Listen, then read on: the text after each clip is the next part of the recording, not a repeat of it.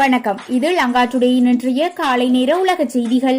முதலில் தலைப்புச் செய்திகள். அமெரிக்க ஜனாதிபதி பைடன் விடுத்த கோரிக்கை. தூதர் தொடர்பில் பிரான்ஸ் முக்கிய முடிவு. இனி தேவையின்றி தலையிடாது, உலக நாடுகளுக்கு ஜோ பைடன் உறுதி. தற்போதுள்ள சூழலில் இதற்கு வாய்ப்பே இல்லை, பிரான்ஸ் அரசு திட்டவட்டம். லண்டன் ஆடம்பர ஹோட்டலில் தேநீரில் பொலோனியம் விஷம், முன்னாள் உளவாளியை பழி தீர்த்த ரஷ்யா. குவாட் உச்சி மாநாடு, வாஷிங்டன் சென்றடைந்த பிரதமர் மோடிக்கு உற்சாக வரவேற்பு. தமிழ் வம்சாவளியினருடன் பேச்சுவார்த்தைக்கு தயார், இலங்கை அதிபரின் அறிவிப்புக்கு தமிழ் புலம்பெயர் குழு வரவேற்பு.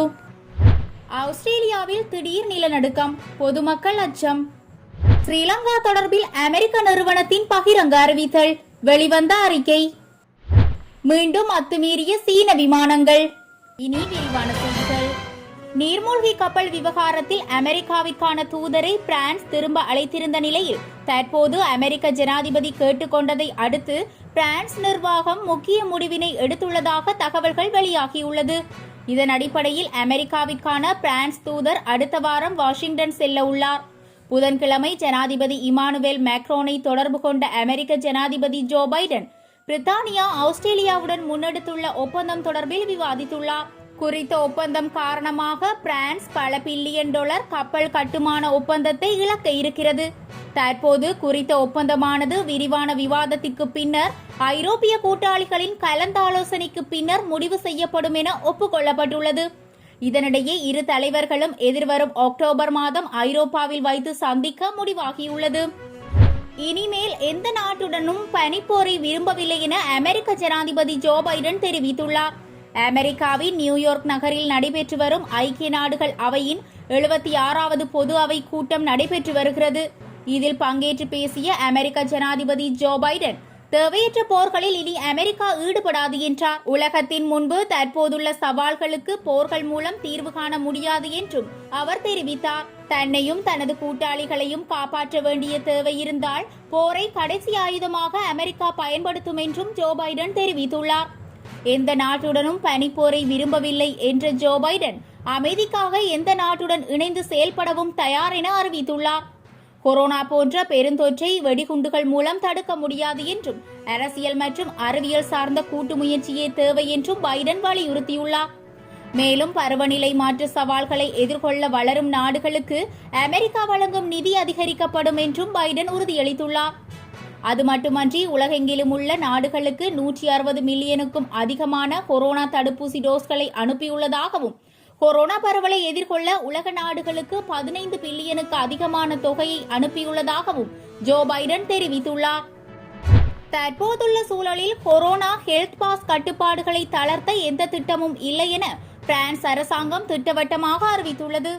கொரோனா நோய் தொற்றின் 4வது அலையை தடுக்க கடந்த ஜூன் மாதம் பிரான்சில் கொரோனா ஹெல்த் பாஸ் அறிமுகப்படுத்தப்பட்டது.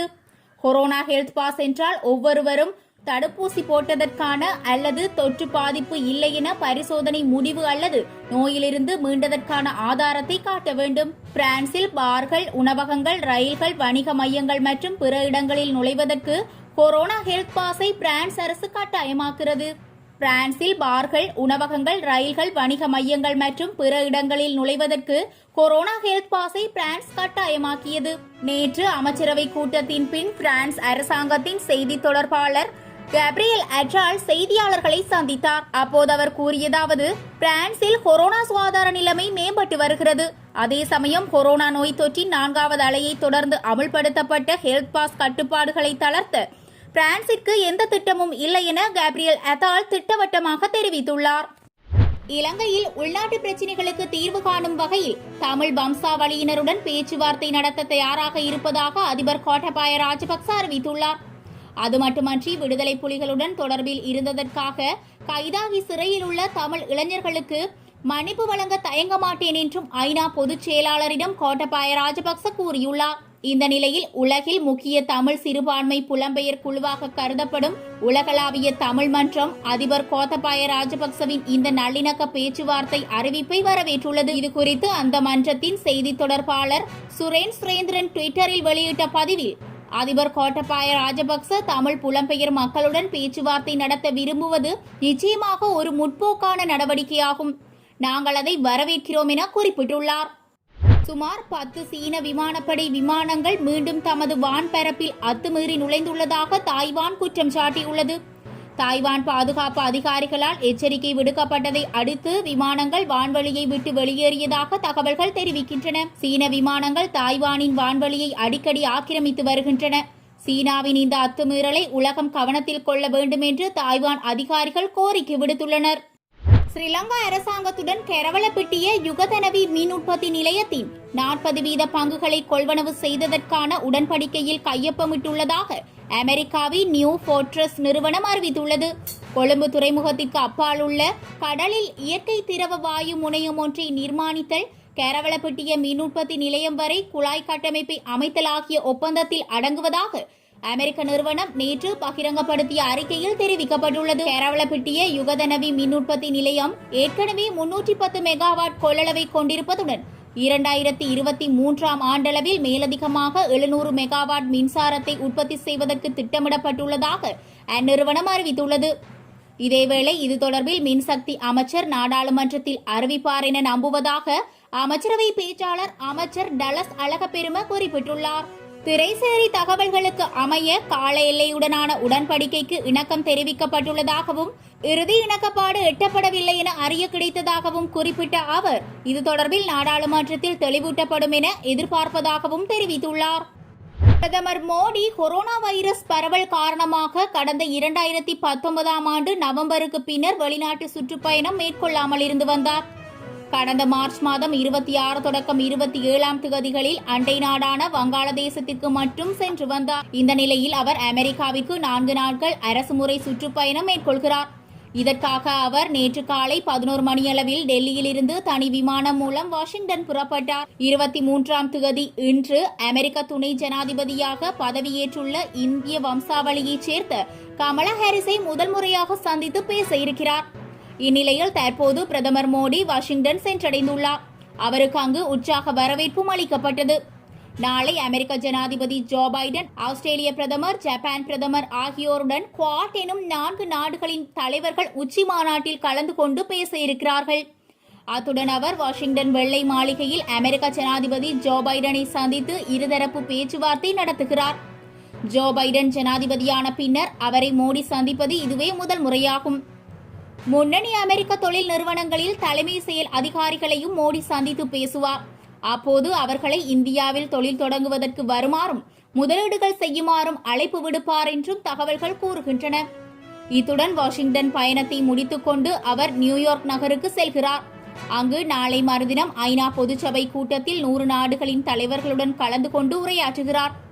அப்போது அவர் கொரோனா வைரஸ் தொற்று பரவல், உலகளாவிய பயங்கரவாதத்தை ஒடுக்க மேற்கொள்ள வேண்டிய நடவடிக்கைகள், ஆப்கானிஸ்தான் விவகாரம் உள்ளிட்டவை பற்றி பேசுவார் என எதிர்பார்க்கப்படுகிறது. லண்டனில் உள்ள ஆடம்பர ஹோட்டலில் தேநீரில் பொலோனியம் விஷம் கலந்து அலெக்சாண்டர் லிட்வினென்கோ என்ற முன்னாள் ரஷ்ய உளவாளியை கொன்றது ரஷ்ய நிர்வாகம்தான் என ஐரோப்பிய மனித உரிமைகள் நீதிமன்றம் தீர்ப்பளித்தது. கடந்த 2006இல் லண்டனில் நடந்த குறித்த படுகொலை தொடர்பில் அலெக்சாண்டர் லிட்வினென்கோவின் மனைவி அளித்த புகாரின் பேரிலேயே தற்போது தீர்ப்பு வெளியாகியுள்ளது. அலெக்சாண்டர் லிட்வினென்கோ படுகொலையில் ரஷ்ய ஜனாதிபதி புடினுக்கு தொடர்பு இருப்பதாக இந்த வழக்கில் தொடக்கம் முதலே குற்றச்சாட்டு முன்வைக்கப்பட்டிருந்தது.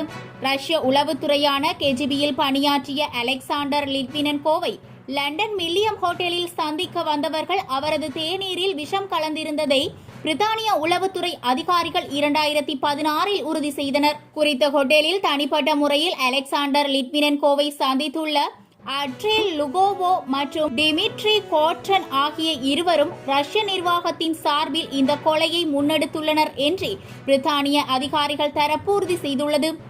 இந்த வாதத்தை ஏற்றுக்கொண்ட ஐரோப்பிய நீதிமன்றம் தற்போது தீர்ப்பு வழங்கியுள்ளது. அது மட்டுமன்றி அலெக்சாண்டர் லிட்வினென்கோவின் மனைவிக்கு ரஷ்யா 1,22,500 பவுண்டுகள் இழப்பீடு வழங்க வேண்டும் எனவும் நீதிமன்றம் தீர்ப்பளித்துள்ளது. ஆனால் அலெக்சாண்டர் லிட்வினென்கோ கொலையில் தங்களுக்கு எந்த தொடர்பும் இல்லை என்றே ரஷ்யா கூறி வருகிறது. கேஜிபியில் இருந்து விலகி பிரித்தானியாவிற்கு குடியேறிய அலெக்சாண்டர் லிட்வினென்கோ பின்னர் பிரித்தானிய குடியுரிமை பெற்றார். தொடர்ந்து பிரித்தானிய உளவுத்துறையில் பணியாற்றியும் வந்தார் என்பது குறிப்பிடத்தக்கது.